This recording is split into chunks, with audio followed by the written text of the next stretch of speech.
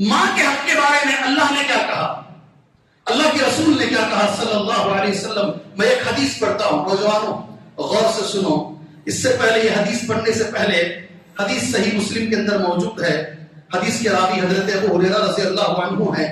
ہماری تنخواہ آ رہی ہے، تنخواہ میں ہم بیٹے نے کبھی کہا تھا 15 دن پہلے مجھے وہ چیز چاہیے، یاد ہے باپ کو میرے بچے کو وہ چیز چاہیے، تنخواہ والے دن یاد سے گاڑی روک کر وہ چیز باپ خریدتا ہے. بیوی نے کبھی کہہ دیا تھا مجھے فلاں چیز کی ضرورت ہے، تنخواہ والے دن باپ یاد سے روک کر میری بیوی نے کہا تھا اس لیے خریدتا ہے. کبھی کبھی پڑوسی نے کچھ کہا، پڑوسی کے لیے خریدتا ہے. پڑوسی کے لیے، دوست کے لیے، بیوی کے لیے، بچے کے لیے، سب کے لیے خرید رہے ہو. لیکن ماں نے جو کہا تھا اس کے لیے ہمارے دماغوں میں کہیں دور دور تک بھی احساس نہیں ہے. یہ ہے نہیں ہے بھائی، یہ ہے نہیں ہے میرے بھائیوں.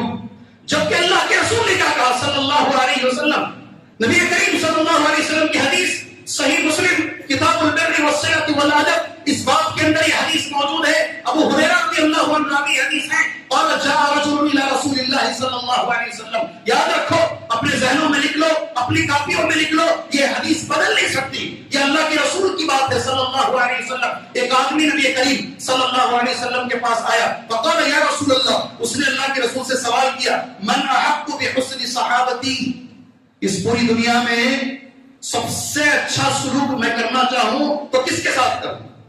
میں آپ سے پوچھ رہا ہوں، آپ حدیث بچپن سے سنیں، کس کے ساتھ؟ نبی نے کیا جواب دیا؟ کیا جواب دیا؟ بیوی، بیوی، یا سب سے چھوٹی لاڑی بیٹی، یا پھر پڑوسی؟ اللہ کے نبی نے کہا پوری دنیا میں سب سے پہلے اگر کسی کے ساتھ حسن سلوک کرنا ہے ساری دنیا کے اندر وہ تمہاری ماں ہے. کون؟ تمہاری ماں. اللہ ہمیں وہ توفیق عطا فرمائے، اللہ ہمیں وہ توفیق عطا فرمائے. اللہ کے رسول کا لفظ ہے صلی اللہ علیہ وسلم، قال امک، تیری ماں. قال ثم من، دوسرا سوال ہے، پھر کس کے ساتھ؟ اللہ کے رسول صلی اللہ علیہ وسلم. قال امک، دوسری مرتبہ بھی تمہاری ماں. قال ثم من یا رسول اللہ، پھر تیسری مرتبہ کون؟ ان کے بعد کس کے ساتھ؟ اللہ کے رسول صلی اللہ علیہ وسلم. سنو جی، جو بیویوں کے لیے ماں کو اٹھا کر باہر گھر کے باہر پھینک دیتے ہو، جو بیویوں کے خاطر ماں کے ساتھ بدسلوکی کرتے ہو، غور سے سنو، بیوی کا نام دور دور تک بھی نہیں ہے، یقیناً تم نے نکاح کیا ہے، اس کے حق ادا کرو، مگر ماں کے پیروں کے پھول کے برابر بھی بیوی نہیں آ سکتی. یہ رسول کے منبر سے امانت سے کہہ رہا ہوں، رسول اللہ کے منبر سے پوری امانت سے کہہ رہا ہوں. تیسری مرتبہ اللہ کے رسول جواب دیتے تیری ماں ہے. پھر چوتھی بار سوال ہو رہا ہے پھر کون؟ اللہ کے نبی صلی اللہ علیہ وسلم. کہا تمہارے والد ہیں. کون؟ بچپن سے حدیث میں نے سنا ہے، میں جب 3 سال کا تھا تب سے خطیب یہ حدیث کہہ رہے ہیں.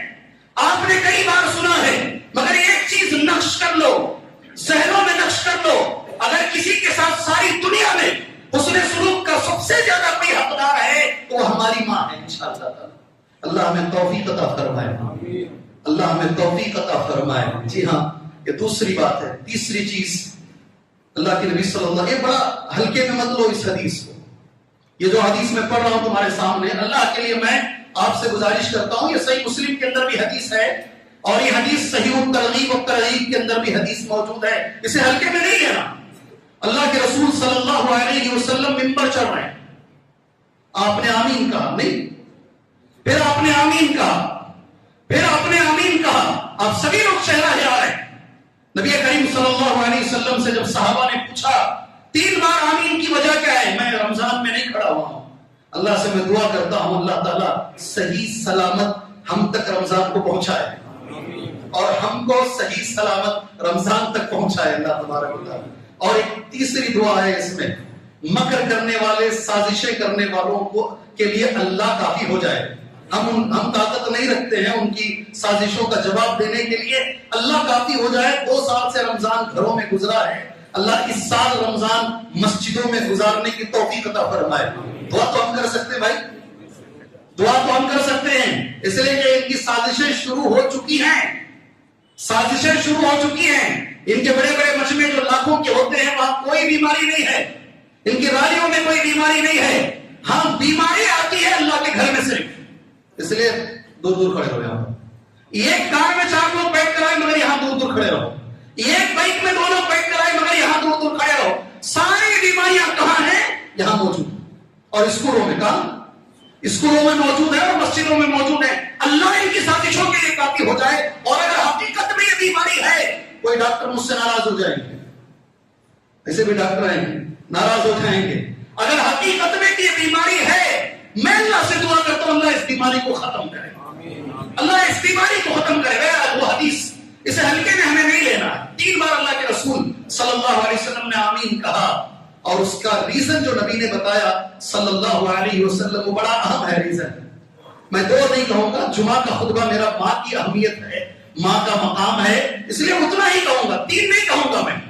ایک بار جو آپ نے آمین کہا, من ادرک والدیہ او احدہما, جو ماں باپ دونوں کو بڑھاپے میں پائے یا کسی ایک کو پائے بڑھاپے میں, ان کی خدمت کر کے جنت میں داخل نہ ہو, اس آدمی کو اللہ تعالیٰ ذلیل کرے. کیا کہا حضرت جبرائیل نے؟ کیا کہا جبرائیل نے؟